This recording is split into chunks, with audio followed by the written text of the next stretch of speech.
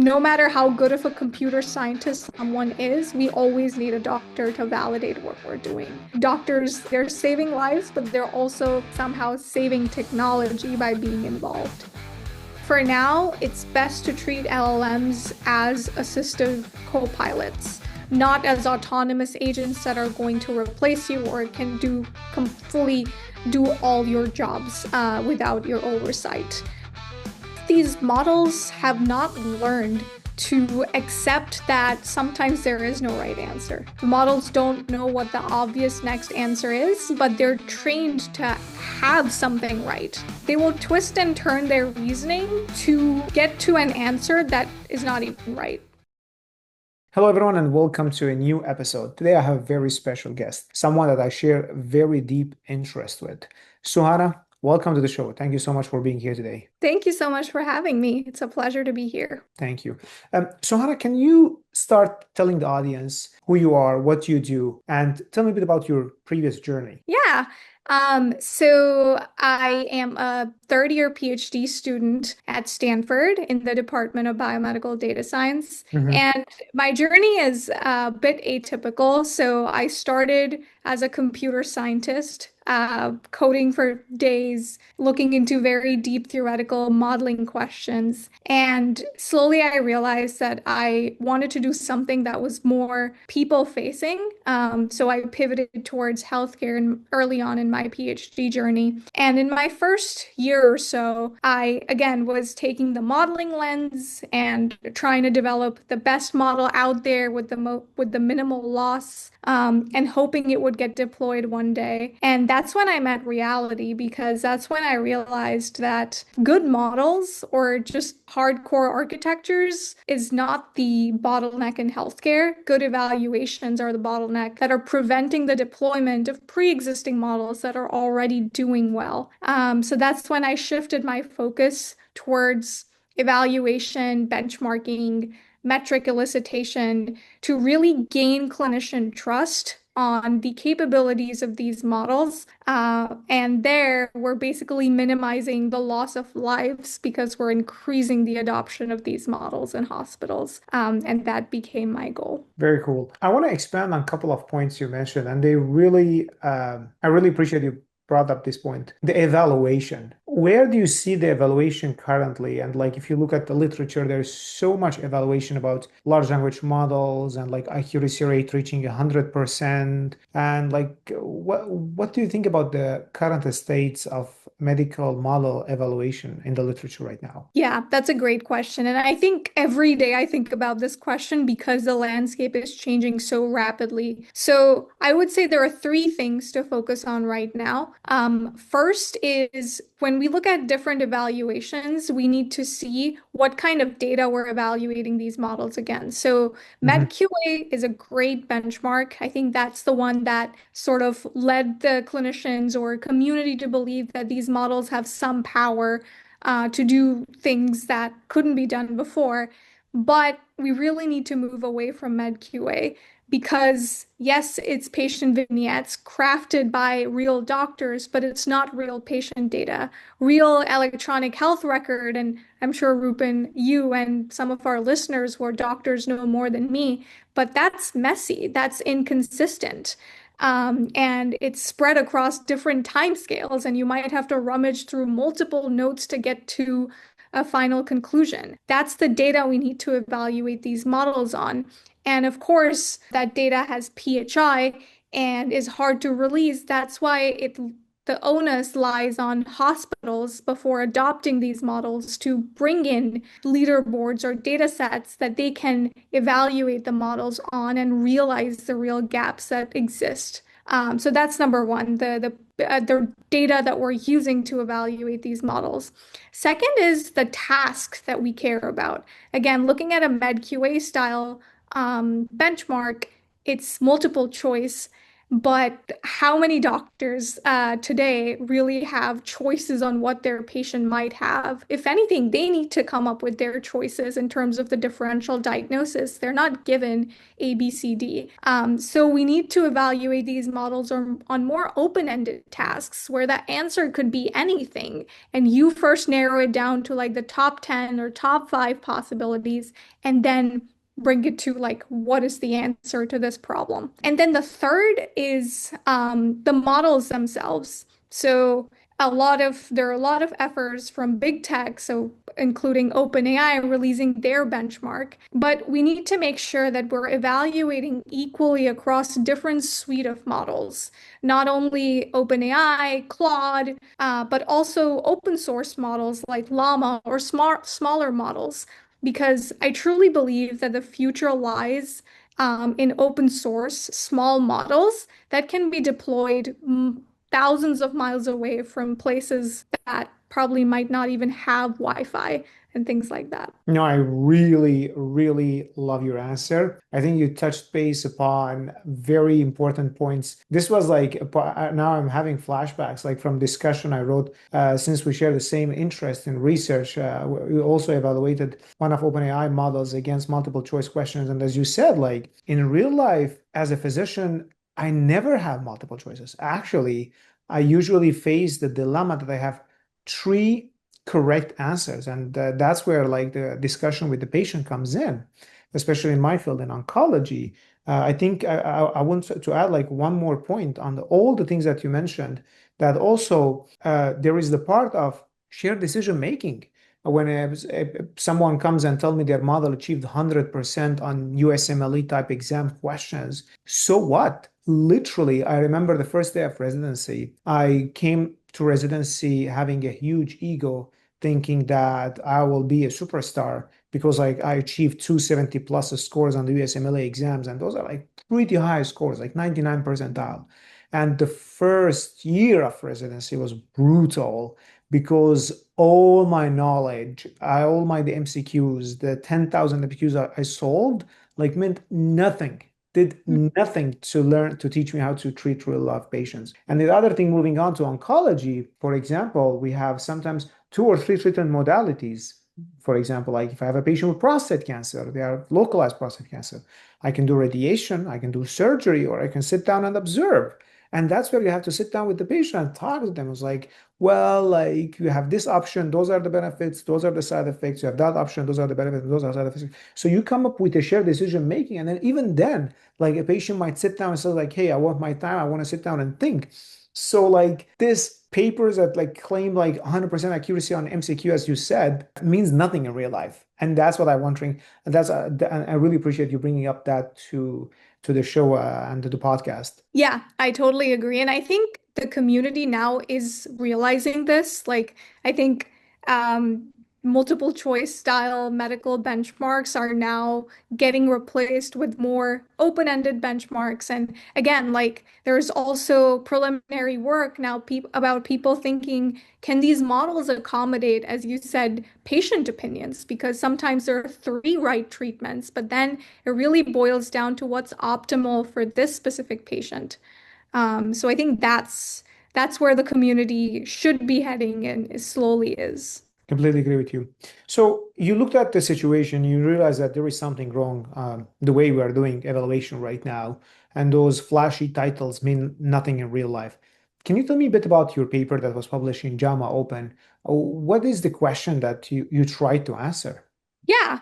So again, like I think the one-liner here would be sort of dying down a little bit of the buzz around LLMs have mastered these benchmarks. They have overtaken physicians in terms of performance. So I wanted to see that again, like MedQA is an open source benchmark, so it's very much possible that most of these models were actually trained on that data set. But one thing that is very common in the field, which people do as robustness checks, is to see how well can they do when you slightly perturb the given question or the given set of questions, because that would really test whether the model is just pattern matching or recalling its memory verbatim, or it's really reasoning through a specific question to get to the answer. So we just wanted to see that are these models really reasoning through problems or just spotting patterns from data they've seen before? And I just want to add one point. You mentioned that the answers of lots of these exam questions are already published and these models are trained on. And that's something I completely agree with you. So for people who don't know the USMLE exams and those questions, they are heavily discussed on Reddit, Student Doctor Network, forums for people who write those exams. So literally, the answers of these USMLE type questions are already part of the training data of the big foundation models that we have today. So by when a model answer this question right, it means nothing because they've already seen this question through forum discussion. And then the other thing is the pattern matching you mentioned. Lots of these multiple choice exam questions, they usually give the examinee a keyword. And that to help the person who's taking the exam to know what is the right answer. For example, like if in an exam they give you like a female 30-year-old fever, meningitis, and she's sexually active, you think about like Neisseria, and that's the typical presentation. But in real life, that's not the case. Patients don't read the textbook.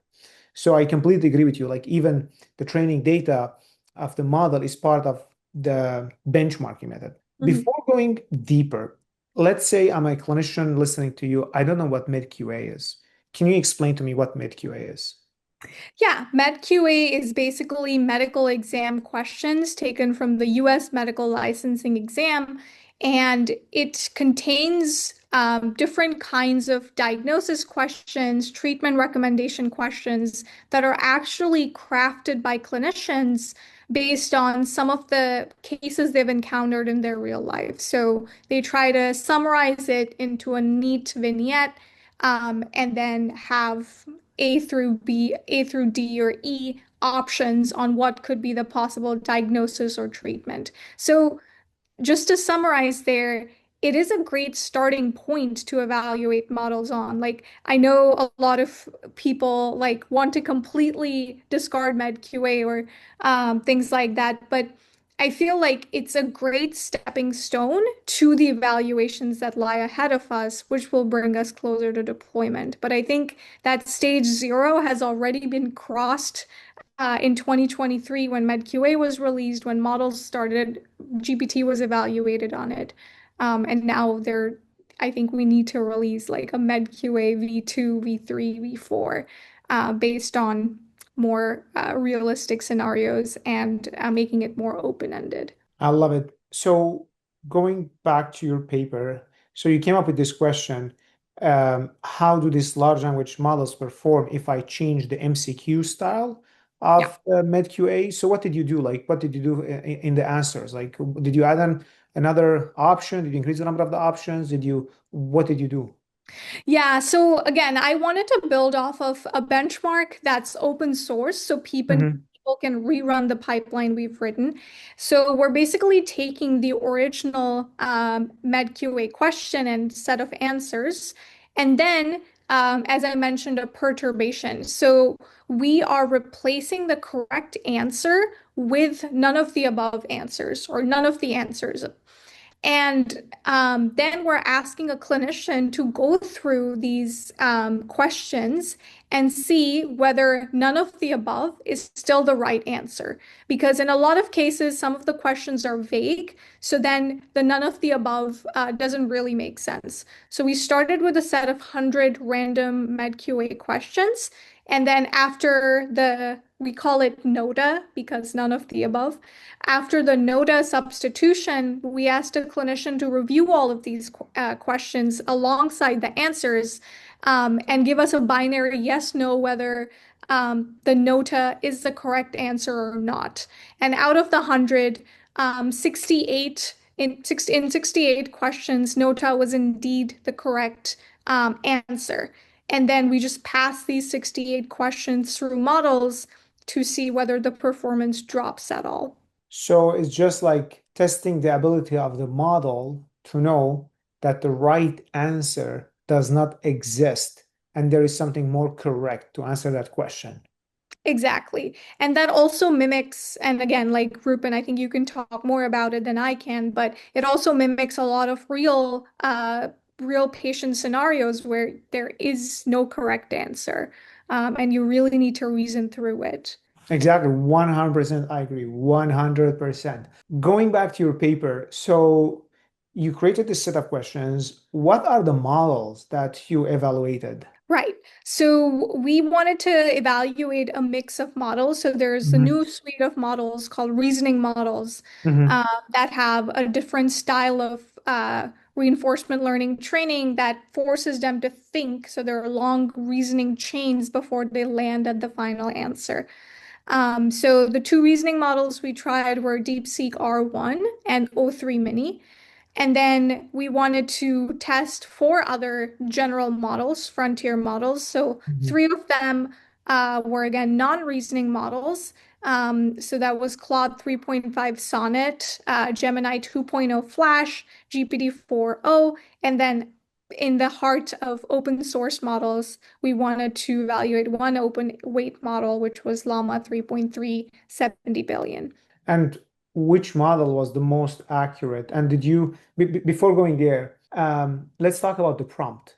Did you Yeah. throw the MCQ to the models like as is? Did you do any modifications? Can you expand a bit on that?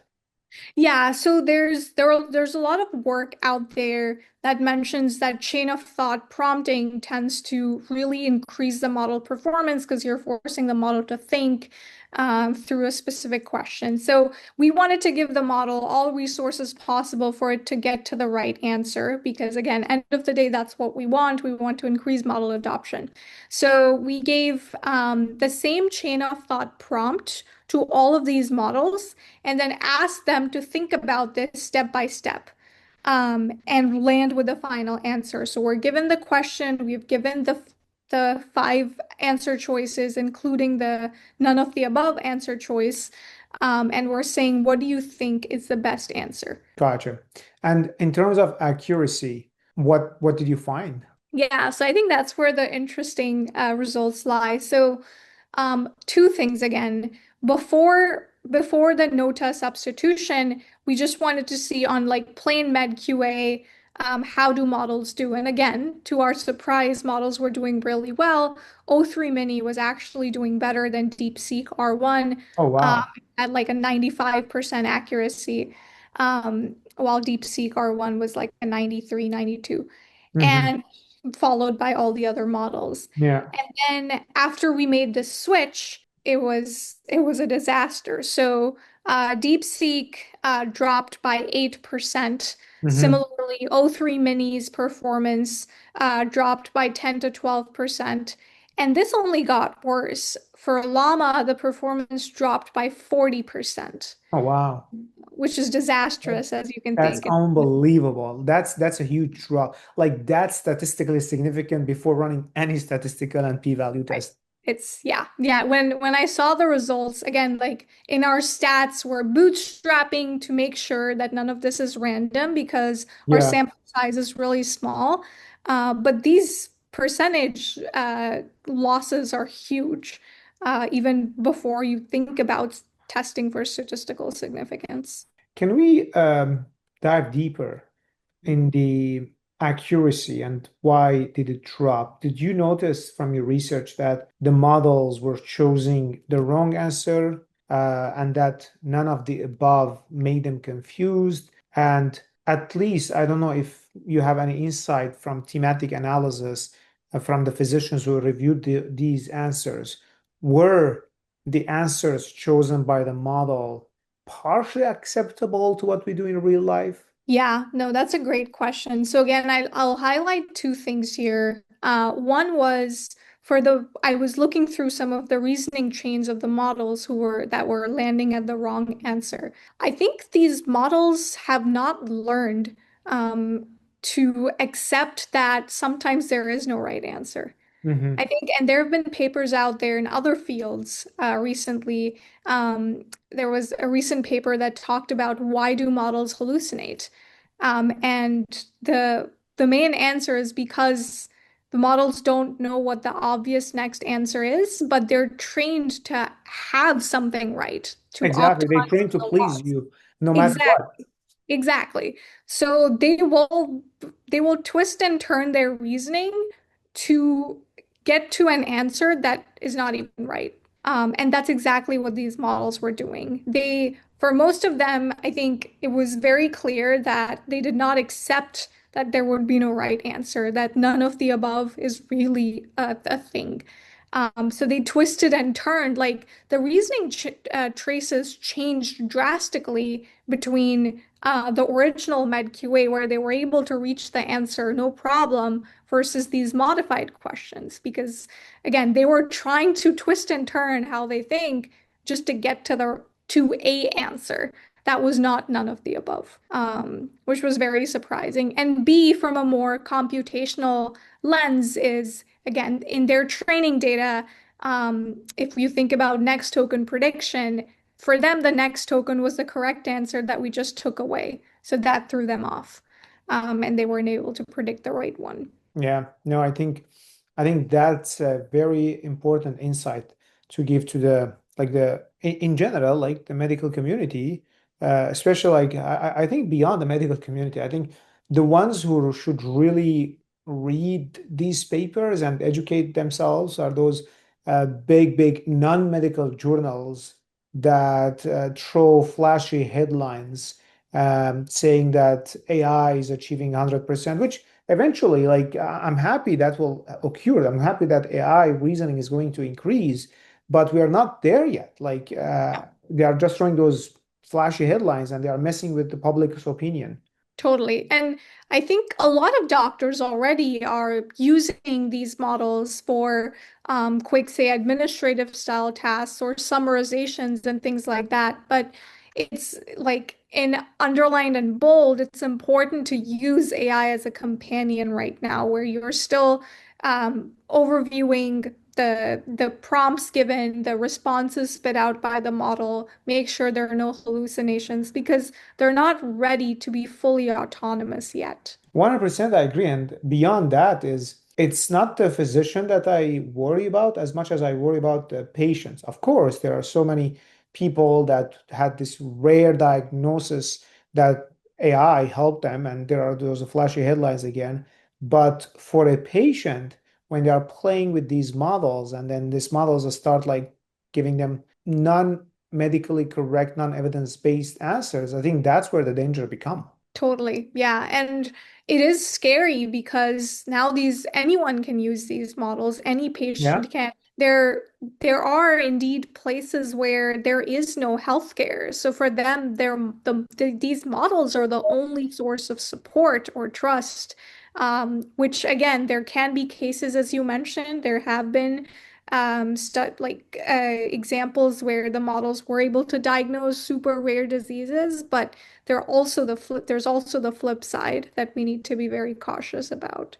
What is the take-home message for a physician or a healthcare worker listening to this? Are these models ready? Like, can I throw questions about patients on them? Or what is the take-home message, I would say, from your paper for a physician who's listening to this? Yeah, it's very similar to what we just talked about. I think these models are great, and our hope is only to improve them in the future. But for now, it's best to treat LLMs as assistive co-pilots, not as autonomous agents that are going to replace you or can fully do all your jobs without your oversight. So use them as a companion and expect brittleness. Like don't expect perfection. The medical training, the residency that you have gone through, all some of our listeners have gone through, that can't be taught to these models through next token prediction on whatever scale of data. That's something that you learn over the years treating these patients in person. So these models will falter. And if they're ever, and always be skeptical, even when these answers look right, because a lot of times these models are trained to come up with the most convincing explanations. Keep going down the rabbit hole, keep asking the model, Hey, why do you think this is true? Okay, explain more. And that's when you'll see either the model breaks or you understand where it's failing.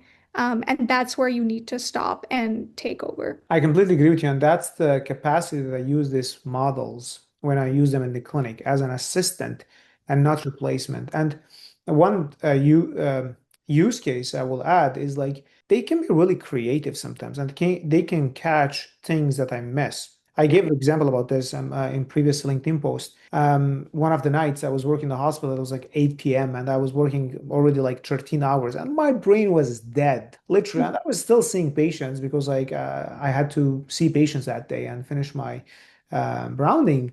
Um, so one of the creative things I found, and that came from a need, I use AI scribes and the AI scribe write me a note, but without any patient identifying information. I throw this into different models and I was tired, but I asked the models, act as a physician and tell me what are the things that I'm missing when I'm Mm, treating this patient, or what are the other things I should consider in my treatment plan. And actually, I found them very useful at that point because, like, now it's like they pointed out, for example, I had a case where we have like low sodium in the blood, and that could be caused by medications. Physician know this is called SIADH, and the patient was on a couple of drugs that I really didn't know or think that they can contribute to this condition. And then the model gave me the answer. I was like, no, I don't think so. And then like I looked them up, and then like the model was right. Like these drugs have high percentage rate of causing SIDH.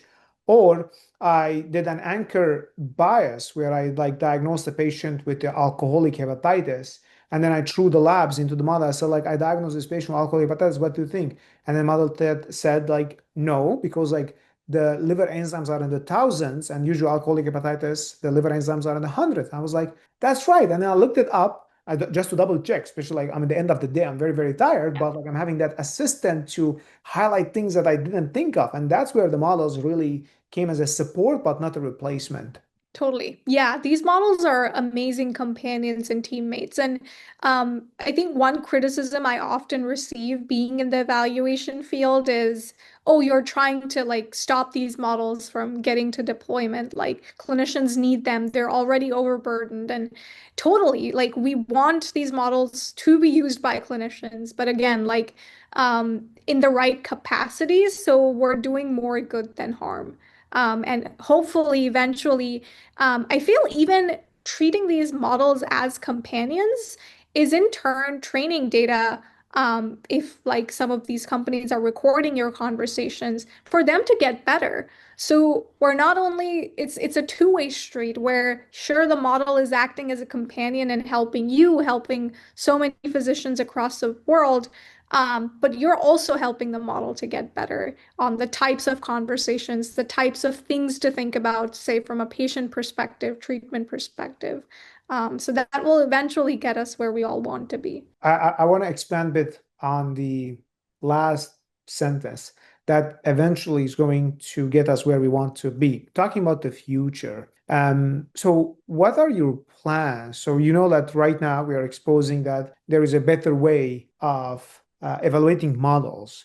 Have you been working, or have you worked on any like a leaderboard or anything more for the future to improve the way that we evaluate models or data sets to the way that we evaluate these models? Yeah, I'm really glad you asked that. So, one recent work that we've released is called MedELM, Hmm. and it is basically a benchmark suite across 35 data sets, and it is built on a real task taxonomy validated by clinicians. So, one of my biggest qualms early on in the field was these models were being evaluated on tasks that a clinician would never use. Again, like a med QA style thing, you don't really encounter in the real world.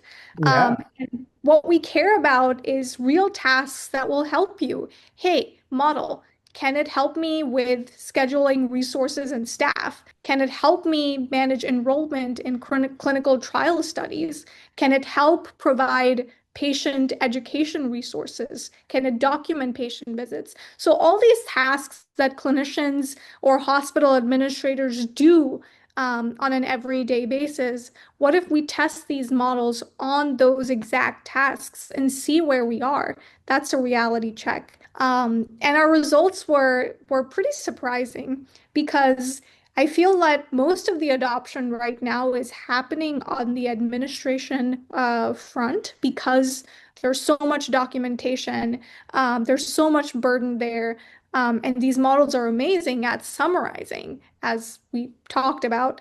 Um, and we noticed that that was sort of the worst performing category in our leaderboard, where the models were faltering in terms of generating billing codes because like they haven't seen real medical data. They don't even know what billing codes probably look like or what the right ontology is. So I think again, like I would recommend readers to our listeners to go through and see the leaderboard at least for yourself, see if it's usable.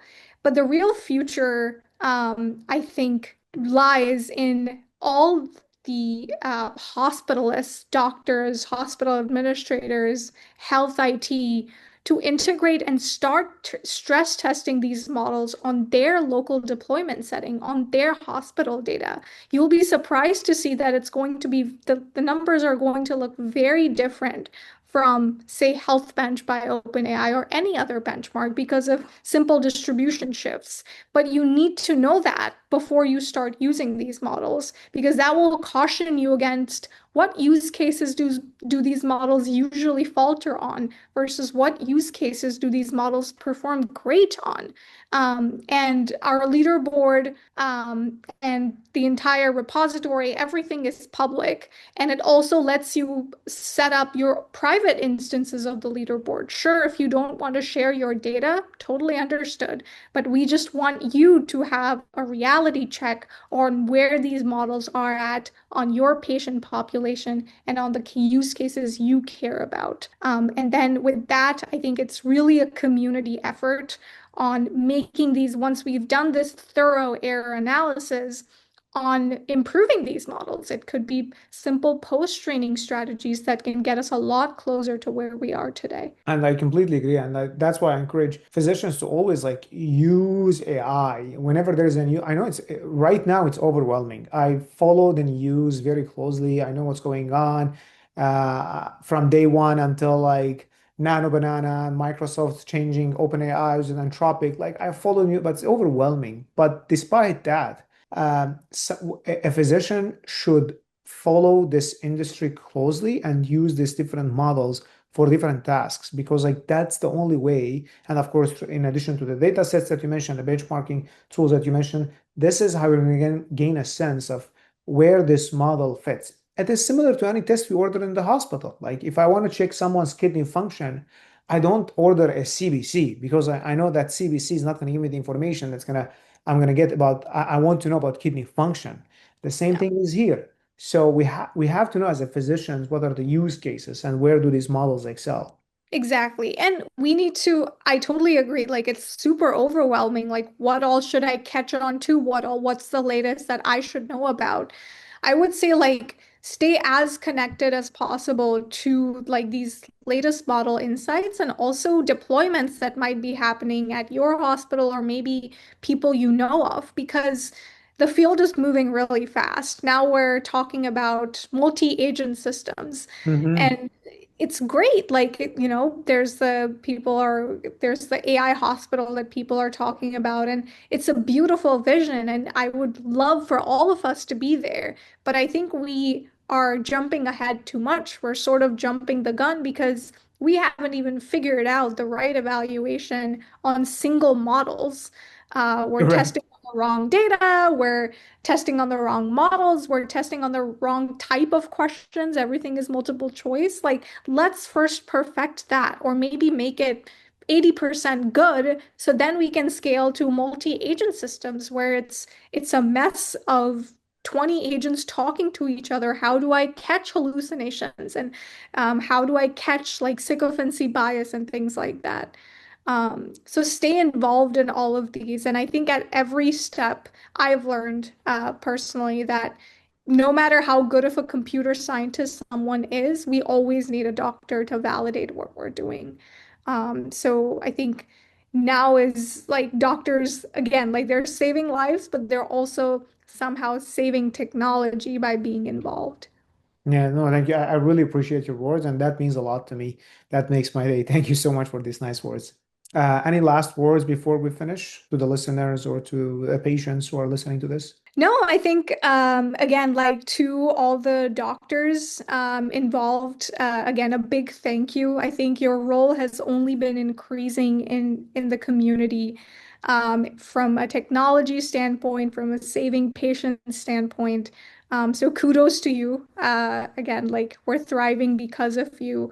To all the patients, again, we do not mean to discourage the use of models. I think what they're doing right now is great. They have indeed saved lives, but be careful when it comes to hallucinations or when it comes to some misguided advice that you might get. Be sure to check in with your doctor when something doesn't quite sound right. Or sometimes something can sound too convincing. I think that's another red flag for you to go back and check if that's really what's going on. And to all the technology developers, model developers, I would say collaborate as closely with doctors and patients as you can. Now that people are looking a lot into consumer-facing, patient-facing applications, I think again the importance of patients is even higher. Yeah, Thank those you I so think much. Thank you so much. I really appreciate it. I think yeah this episode is full of amazing take-home points. And again, thank you so much for your time and thank you for being here today. yeah. Thank you so much for having me.